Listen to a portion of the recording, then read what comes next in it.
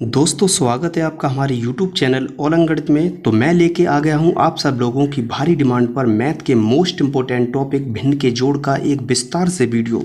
तो देखो इस वीडियो में हम भिन्न के जोड़ के जितने भी टाइप बनते हैं सभी को इस वीडियो में एकदम आसान तरीके से सीखने वाले हैं। तो देखो अगर आप पर भिन्न का जोड़ बिल्कुल भी नहीं आता है तो घबराने की ज़रूरत नहीं है, क्योंकि इस वीडियो को देखने के बाद आप भिन्न का जोड़ सीखने वाले हो।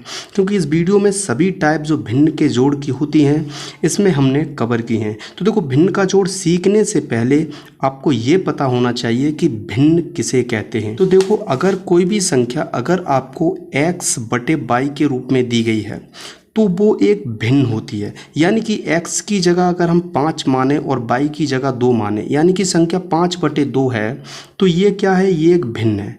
कोई भी संख्या अगर बटे के रूप में दी गई है, जैसे कि 3 बटे 2 दी गई है, 4 बटे 3 दी गई है और 2 बटे 3 दी गई, ये सब क्या है, ये सब भिन्न है। यानी कि कोई भी संख्या अगर x बटे y के रूप में दी गई है तो उसे हम भिन्न कहते हैं। तो आपके मन में एक सवाल जरूर आया होगा कि सर हमने ये तो समझ लिया कि भिन्न x बटे y के रूप में होती है, लेकिन सर आपने ये नहीं बताया कि भिन्न के ऊपर जो संख्या होती है उसे क्या कहते हैं और नीचे जो संख्या होती है उसे क्या कहते हैं। तो देखो भिन्न के ऊपर जो संख्या होती है उसे हम अंश कहते हैं और भिन्न के नीचे जो संख्या होती है उसे हम हर कहते हैं। इसे आपको ध्यान रखना है। तो बस यही भिन्न बेसिक है कि भिन्न x बटे y के रूप में होती है और भिन्न के जो ऊपर संख्या होती है उसे हम अंश कहते हैं और भिन्न के नीचे जो संख्या होती है उसे हम हर कहते हैं। तो चलो अब पहले सवाल को हल करते हैं। तो देखो टोटल इसमें हमने भिन्न के जोड़ की जो टाइप होती हैं वो 2 होती हैं। पहली टाइप होती है जब भिन्न का हर समान हो, यानी कि जैसे ये 2 बटे 3 है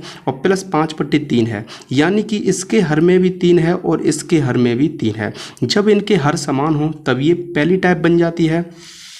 और जब इनके हर समान ना हो, जैसे कि इसकी 3 बटे 2 है प्लस ये 5 बटे 4 है, इसका हर 2 है और इसका हर 4 है, तो इसकी जो भिन्न है यानी कि हर है ये समान नहीं है, तो ये हमारी सेकंड टाइप बन जाती है। तो सबसे पहले हम पहले सवाल को हल करते हैं और जिन सवालों के हर समान होते हैं उन सवालों को हल करने के लिए हमें क्या करना होता है। तो सबसे पहले हम एक लाइन खींचते हैं और लाइन खींचने के बाद इसके हर में जो समान संख्या होती है उसमें से हम एक संख्या को यहाँ पर उतार देते हैं। उसके बाद जो इसके अंश में जो संख्या दी गई होती है उसे हमें ऐसे के ऐसे ही उतार देना होता है।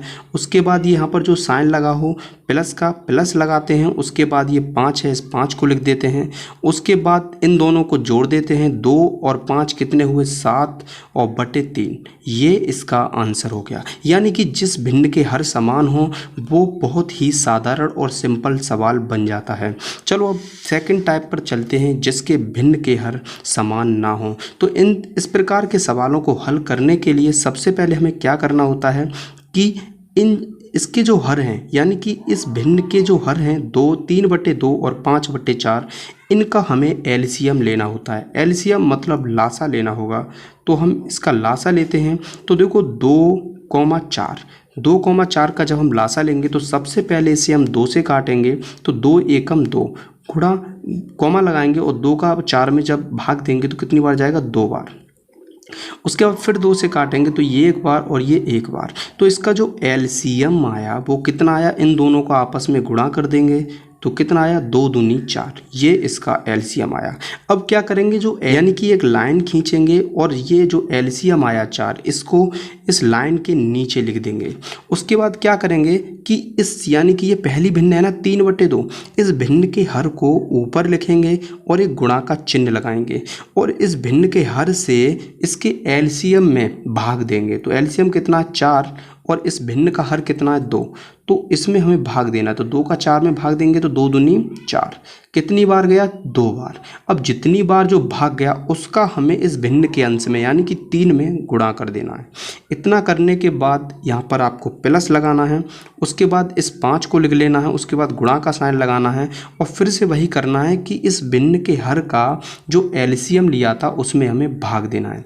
तो एलसीएम कितना लिया था हमने, 4 लिया था और इस भिन्न का हर क्या है, 4। जब हम 4 से 4 में भाग देंगे कितनी बार जाएगा, 4 एकम 4, यानी कि आंसर कितना आया, 1, यानी कि 1 का इसमें गुणा कर देंगे। उसके बाद 3 दूनी 6 और प्लस के 5 एकम 5 बटे 4। उसके बाद 6 और 5 का आपस में जोड़ देंगे तो 6 और 5 कितना हो गया 11, 11 बटे 4 इसका आंसर हो गया।